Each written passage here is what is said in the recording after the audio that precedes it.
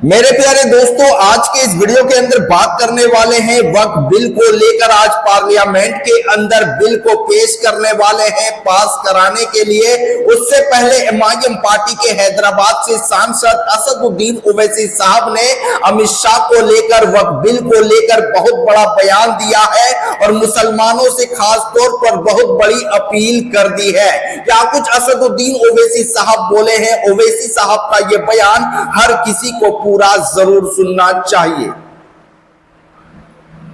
ये अमित शाह से हमारा सीखना नहीं, हिम्मत है नहीं है। हिम्मत भारत के 133 करोड़ जनता में थी और रहेगी। बिल्कुल। सवाल ये पैदा होता है कि आप एक अनकॉन्स्टिट्यूशनल कानून बनाने जा रहे हैं जो भारत के संविधान के आर्टिकल 14, आर्टिकल 26, 25 और 29 का ग्रेव वायलेशन है। आप जो प्रोटेस्ट जो चल रहा है, देखिए बीजेपी के पास लोकसभा में मेजोरिटी नहीं है। ये अनकॉन्स्टिट्यूशनल जो बिल बीजेपी ला रही है, जिससे वो हमला कर रहे हैं मुसलमानों के मस्जिदों पर, दरगाहों पर, खानखाहों पर, ग्रेवयार्ड पर और इवैक्यू ऑफ प्रॉपर्टीज के ऊपर, और लिमिटेशन एक्ट निकालकर, लिमिटेशन एक्ट अप्लाई करके, और दूसरा जो कलेक्टर और सुपीरियर ऑफिसर का प्रोविजन लगा है, ये सब इस बात को बताते हैं कि उनका मकसद वक्फ प्रॉपर्टीज को बचाना नहीं है, वक्फ प्रॉपर्टीज से कब्जेदारों को निकालना नहीं है, वक्फ प्रॉपर्टीज के रेवेन्यू बढ़ाना नहीं है, ना वक्फ का कुछ फायदा करना है। सिर्फ और सिर्फ अपनी आरएसएस हिंदुत्व की आइडियोलॉजी के तहत इस बिल को कानून की शक्ल में देना चाह रहे हैं। लोकसभा में मेजोरिटी नहीं है। जब तक चंद्रबाबू नायडू, नीतीश कुमार, चिराग पासवान और जयंत चौधरी का सपोर्ट नहीं रहेगा, ये बिल तो पास ही नहीं होगा। अब अगर इस तरह का अनकॉन्स्टिट्यूशनल बिल, जिसको सरे से कश्मीर से लेके भारत के हर रियासत में, हर प्रदेश में मुसलमानों ने इस बिल का इसको रिजेक्ट किया है, अगर ये कल कानून बनेगा तो कभी भी भारत का मुसलमान चंद्रबाबू नायडू को, नीतीश कुमार को, चिराग पासवान को, जयंत चौधरी को माफ नहीं करेगा। क्योंकि वो अगर सपोर्ट कर रहे हैं बीजेपी को, इस तरह से सपोर्ट आप अपनी आंख और दिमाग के ऊपर पर्दा डाल कर सपोर्ट नहीं कर सकते। इससे मुसलमानों के मस्जिदों को, दरगाहों को, खानखाहों को छीन लिया जाएगा। और ये बार बार जो बीजेपी की तरफ से प्रोपेगेंडा होता है, नहीं इसमें कुछ नहीं है।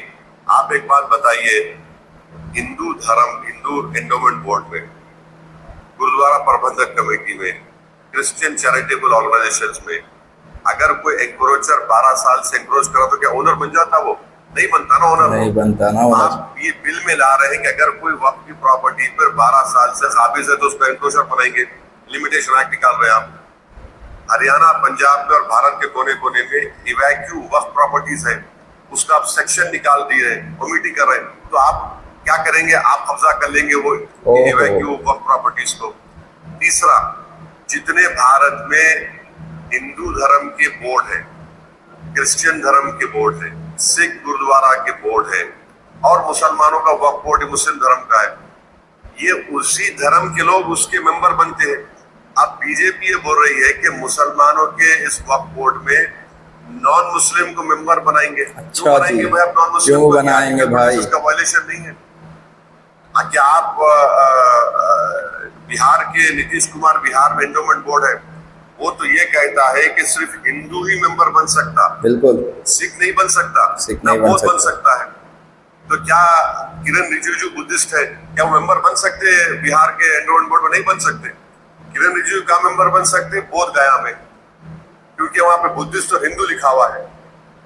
तो ये अच्छा, फिर आप काशी विश्वनाथ में बनाइए, किरण रिजिजू को बनाएंगे आप, या किसी नॉन हिंदू को बना सकते हो? वहां पे तो एम्प्लॉय भी, ऑफिसर जो होता है, कमिश्नर, वो तो उसको हिंदू होना चाहिए।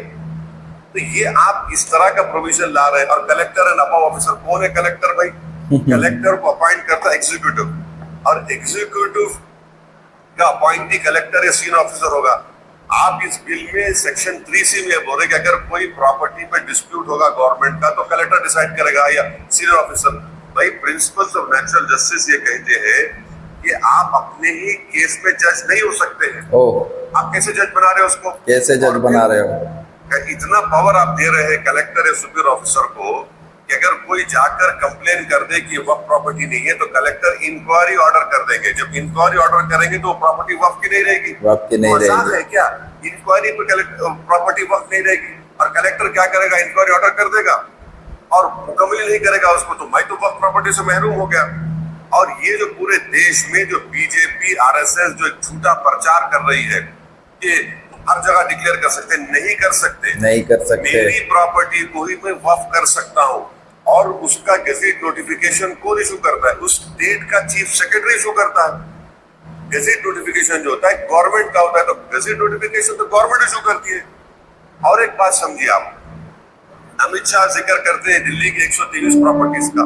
अच्छा। और बार बार हवाला देते सच्चर कमेटी का बीजेपी वाले इस बिल के ताल्लुक से।